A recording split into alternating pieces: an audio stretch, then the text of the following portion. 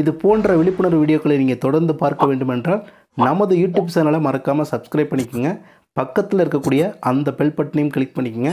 இது போன்ற விழிப்புணர்வு வீடியோக்கள் உங்களுக்கு பயனுள்ளதாக இருந்துச்சு அப்படின்னா உங்களுடைய நண்பர்களுக்கும் ஷேர் பண்ணிக்கோங்க. அதாவது இந்து வாரிசுரிமை சட்டம் 1956 படி பூர்வீக சொத்தை பொறுத்தவரை அந்த சொத்தை அவருடைய வாரிசுகள் எத்தனை தலைமுறைக்குள்ளே அதை அனுபவிக்க வேண்டும், எத்தனை தலைமுறையை கடந்துருச்சு அப்படின்னா அந்த பூர்வீக சொத்தாக இருந்தாலும் கூட அதை அனுபவிக்க முடியாது அப்படிங்கிற பற்றி தான் இன்றைக்கி இந்த வீடியோலேருந்து பார்த்துக்கிட்டு இருக்கோம். இதை நீங்கள் எல்லோரும் எளிதாக புரிந்து கொள்ளக்கூடிய வகையில் ஒரு எக்ஸாம்பிளோட பார்ப்போம். ஃபார் எக்ஸாம்பிளுக்கு இந்த தந்தை என்பவர் சுயமாக சம்பாதித்து அவர் பேரில் ஒரு சொத்தை வாங்குறாரு. அப்படி வாங்கின அந்த சொத்து தொடர்பான எல்லா ஆவணங்களும் அவர் பேரில் தான் பதிவாயிருக்கு. இந்த தந்தை உயிரோடு இருக்கும்போது அவருக்கு பாத்தியப்பட்ட சொத்தை அவருடைய குடும்பம் சார்ந்த உறுப்பினருக்கோ அல்லது மூன்றாவது நபருக்கோ எந்த ஒரு பரிமாற்றத்தையும் செய்து வைக்காமல், எக்ஸாம்பிளுக்கு உயிலாகவோ தான செட்டில்மெண்ட்டாகவோ கிரயம் இந்த மாதிரி எதையுமே செய்து வைக்காமல் தந்தை இறந்துறார் அப்படின்னா அந்த சொத்து இவருடைய முதல் தலைமுறையாக வருகிறது. அப்படியே தந்தை இறந்ததுக்கு பிறகு இந்த தந்தையானவர் அப்படியே தாத்தாவாக மாறுகிறார். அந்த தாத்தா பேரில் இருக்கக்கூடிய அந்த சொத்து முழுவதும் அப்படியே இரண்டாவது தலைமுறையாக மாறிவிடுகிறது. அந்த தாத்தா இறந்ததுக்கு பிறகு இந்த தாத்தா என்பவர் அப்படியே கொள்ளு தாத்தாவாக மாறுகிறார். அந்த கொள்ளு தாத்தா பேரில் இருக்கக்கூடிய அந்த சொத்து முழுவதும் மூன்றாவது தலைமுறையாக மாறிவிடுகிறது.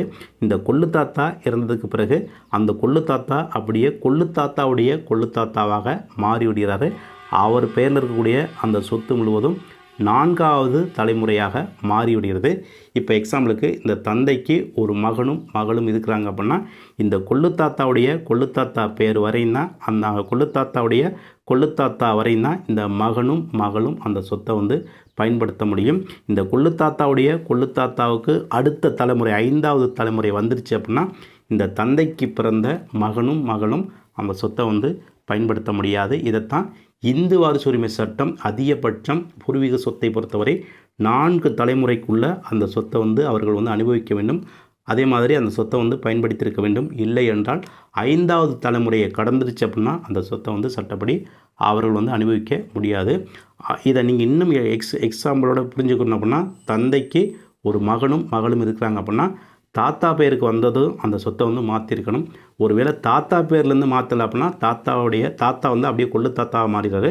கொள்ளு தாத்தா ஆனதுக்கு பிறகாது அந்த சொத்தை மகன் மகளுக்கு பேரில் மாற்றிருக்கணும். அப்படியே கொள்ளு தாத்தா பேர்லையும் மாற்றலை அப்படின்னா கொள்ளு தாத்தாவுடைய கொள்ளு தாத்தா ஆனதுக்கு பிறகாது அந்த சொத்தை இந்த மகனும் மகள் பேரில் மாற்றிருக்க வேண்டும்.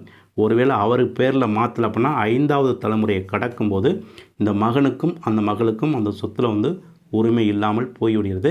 இப்போ நம்ம பார்த்த இந்த வீடியோவில் உங்களுக்கு ஏதாவது சந்தேகம் இருந்தாலும் சரி, அல்லது நான் சொன்ன தகவல்களில் ஏதாவது தவறுகள் இருக்குது அப்படிங்கிற பட்சத்தில் இந்த ஸ்க்ரீனில் தெரியக்கூடிய கான்டாக்ட் நம்பருக்கு கான்டாக்ட் பண்ணுங்கள்.